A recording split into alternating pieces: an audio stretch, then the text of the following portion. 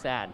It's sad. It's undeniable. This parading season looks and feels very different without parades. Instead of lamenting about it, James Sewer and his friends chose instead to enjoy what they can of Mardi Gras this year, including the Crew de Vue.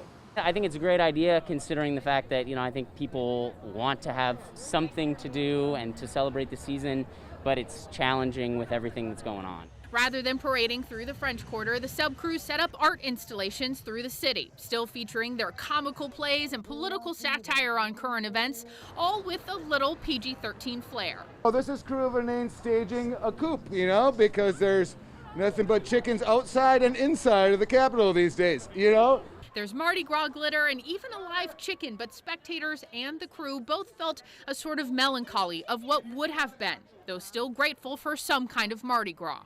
It's not enough. No. We're 100% missing it. It's kind of it's a bittersweet day, but still in these times of COVID, you just get to do the least bit that you can.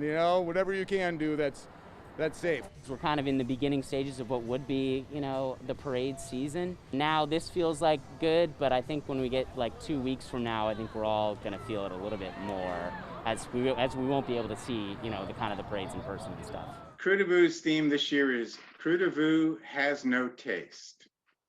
And we don't smell too good either. Harkening back to a common symptom of the virus, crew spokesperson Keith Twitchell says with their parade or installations this year, they try to make everyone smile by poking fun at what can be serious, challenging, or tragic. And we're not known for fine lines in Crew de Vue, right? But there is a fine line when you're satirizing events that, if not directly, certainly as an overtone, there is sadness and tragedy all around. He says that might make it all the more important this carnival season to point out those follies and foibles and celebrate the Mardi Gras we do have. We faced our tragedy and our challenges, but this is New Orleans, and there's no more resilient place in the world, and we like to think that we contribute a little bit to that. Perfect. We're not having Mardi Gras. But it doesn't mean that you can't live a good life. Happy Mardi Gras. Usually, we watch the floats roll by.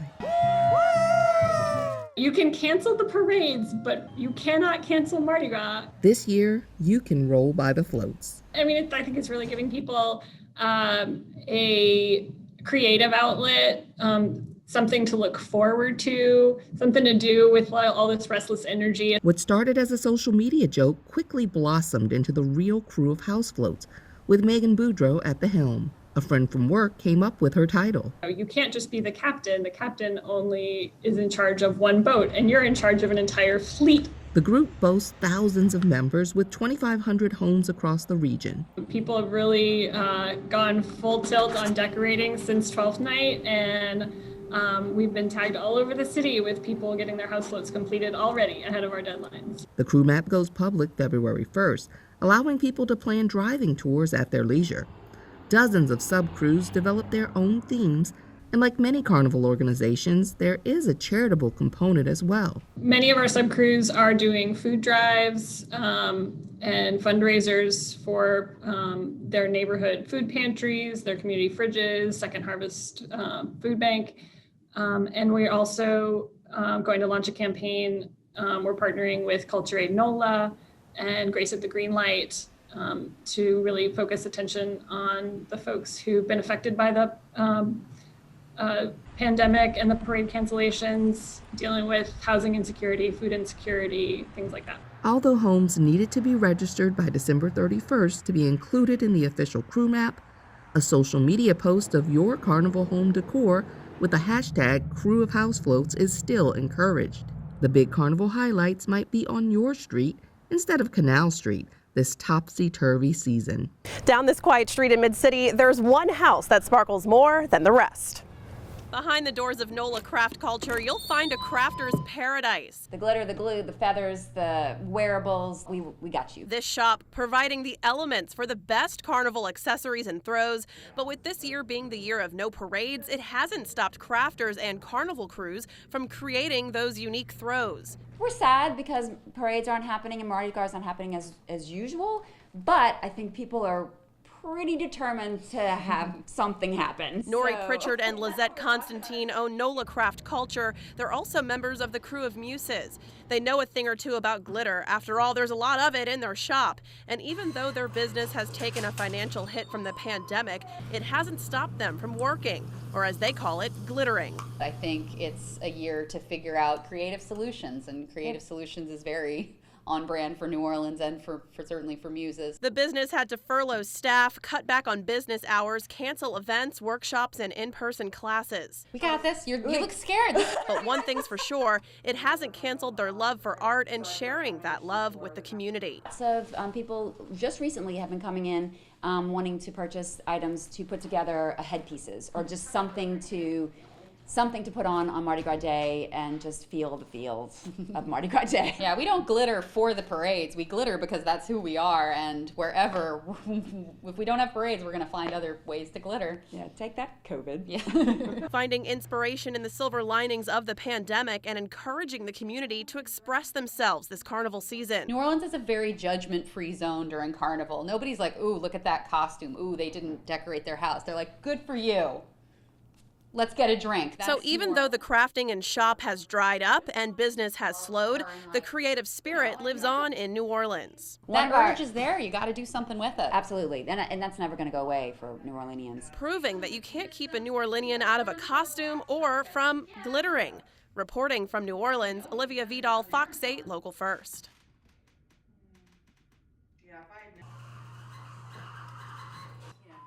I'm going to get it all, don't worry. Big crowds gathered here on Bourbon Street over the weekend, and those crowds are expected to grow even larger as we head closer to Mardi Gras. They danced at the corner of Bourbon and Conti. Big crowds dressed in Mardi Gras colors ready to party after months of laying low.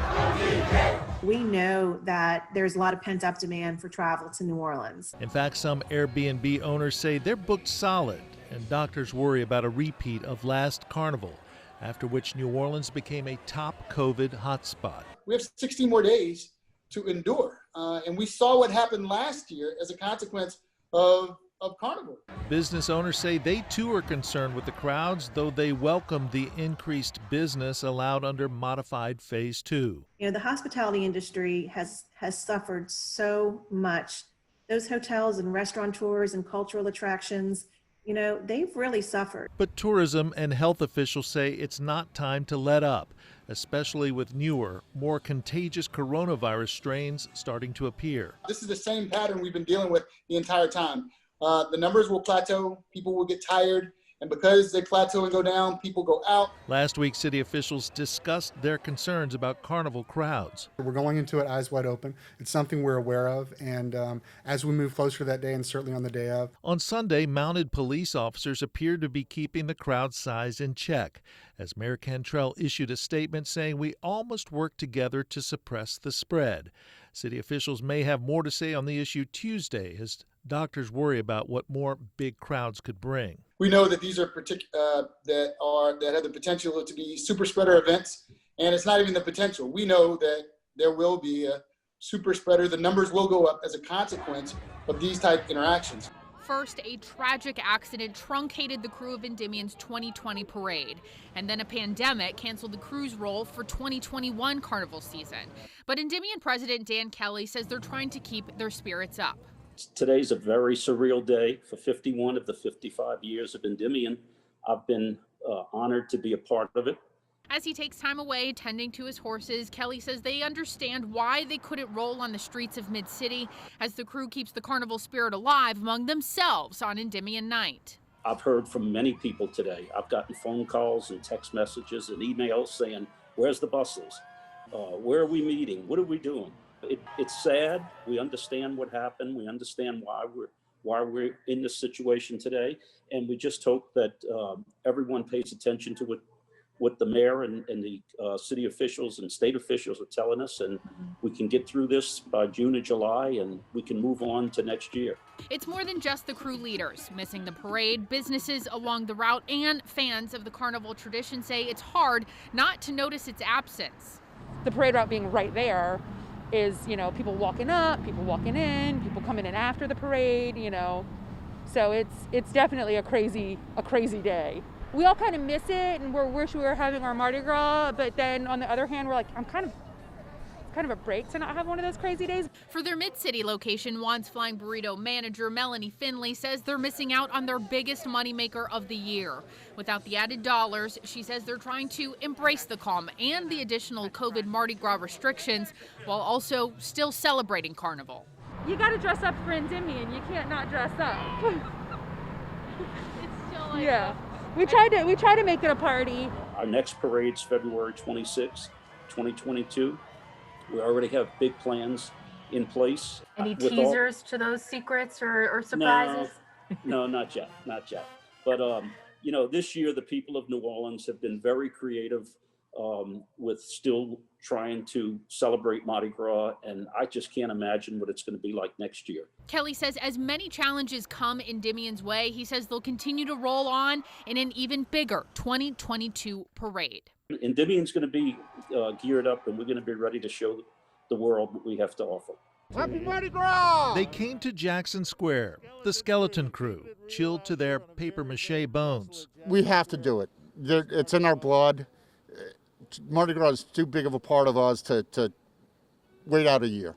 We just don't want to get in trouble. There is plenty of room to move around due to bar closures and other restrictions put in place for the pandemic, in many cases dictating costumes. It's just a Home Depot paint respirator that I used a hot glue gun, put some beads on. Though no bars were open, plenty of people started their day with a hot cafe au lait at Café du Monde, which has been operating with limited seating for almost a year now. This has never been like this. I was thinking this morning how unusual it is driving in. There was no traffic on the road. There's no people on the streets. Among the few people who were down along Jackson Square trying to celebrate Mardi Gras was a man from Maryland dealing with a health issue, trying to make the most of a Mardi Gras situation. And I decided to stay for a few more days just to celebrate and try to have some fun.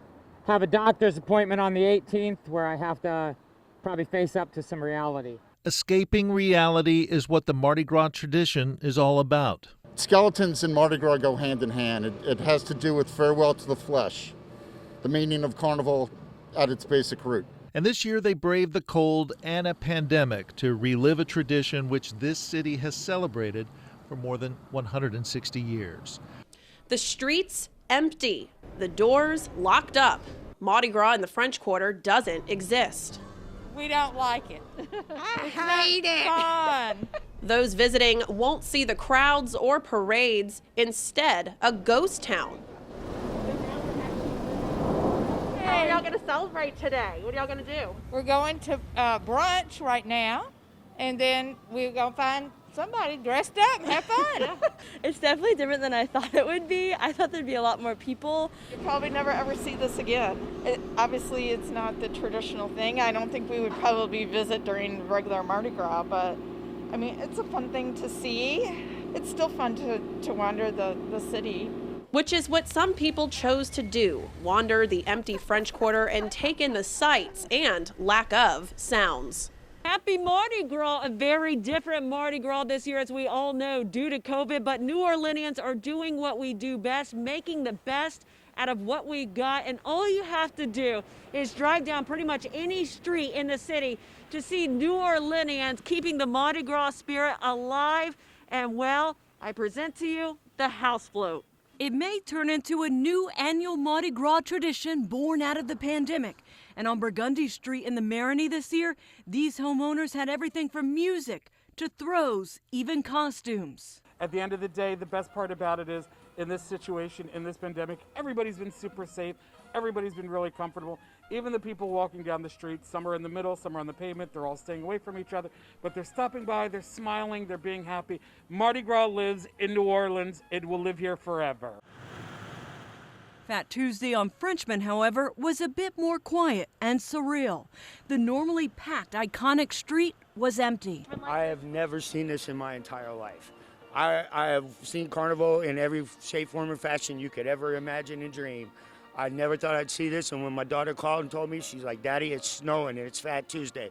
I'm like, I'm getting my jacket. A few costumed locals stroll by, and even a family of tourists visiting New Orleans for their first ever Mardi Gras. So we're like, let's do something different and let's go to New Orleans, and without realizing it was going to be so cold. It's been interesting. It's good actually that it's low key since we have our kids with us. So it's not so crazy, but it would be nice to have a little more excitement. Hopefully next year, the excitement and revelry that we all know and love will return. Until then, happy Mardi Gras, y'all. We found a winter wonderland in Kenner today where this homeowner has actually pumped in the snow. It's actually beautiful, and you may say it's not real snow. Well, yes, it is. I can show you. Look, this stuff is real. It's coming down. It's beautiful here, and it was a snow day for so many kids to come out and enjoy the snow. Some of these kids enjoying it for the very first time. Are you having a good time? I'm having a good time. What do you think of all this snow?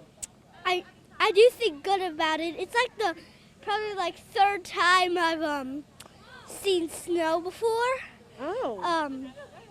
So you're experienced. You've seen this before. I've seen snow before, but Yeah. not this hard. No, it's gotten a little hard here because you guys have been playing on it.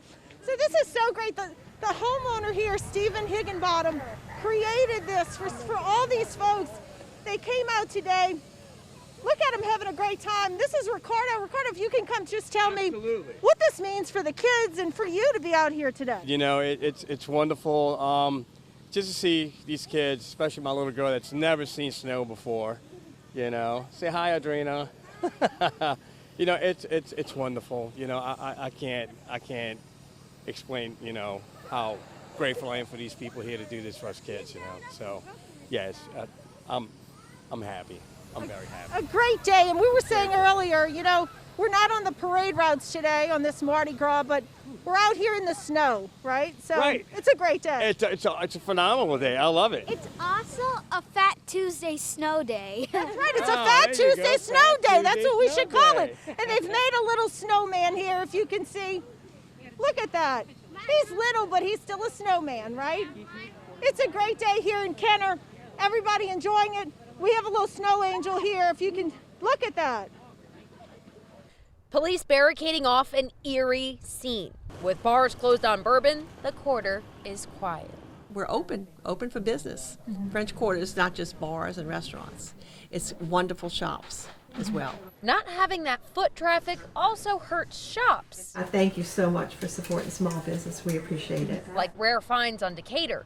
It's been very, very difficult to stay open, but we have had a lot of local support, but we just need a little bit more, local and tourist. And we want to invite our locals to come do retail therapy, come shop with us. Owner Sue Saucier was surprised by all of those in need of a little therapy, a mixture of confused tourists and locals looking to capitalize on a clear quarter. Good, thank goodness. From the finer to the fluffier things, it was definitely busier than Bridget Broyles at Fifi Mahoney's expected. But it's also been slow at moments. Just the closures have definitely affected us. You know, it's a delicate ecosystem in here. So, you know, normally for us, we have a line out the door and it's like a sea of people in here. An ecosystem that revolves around feet in the street. It's kind of a ghost town, but there's still people open and restaurants are open, so you can still do things here. Christine and Mark Bounds traveled in from Baton Rouge despite the closures just so they could shop and get ready for next year. It's really important. I have a small business in Baton Rouge, and you know we were impacted by the pandemic, and for me it's a big deal to come and support the local businesses, guys that we know are struggling just like I did and am. So I think it's a big deal. People need to get out, need to spend some money, keep all these guys rolling. But the rolling may have to come somewhat to a halt as soon as those barricades go up. At Fifi's, they do a lot of curbside pickup and hope the barricades don't block business. You know, we want everybody to have fun at home this year for Mardi Gras till, you know, still be able to dress up. So I hope it doesn't have a huge impact. I'd like people to be able to get to the quarter and still, you know, support local businesses.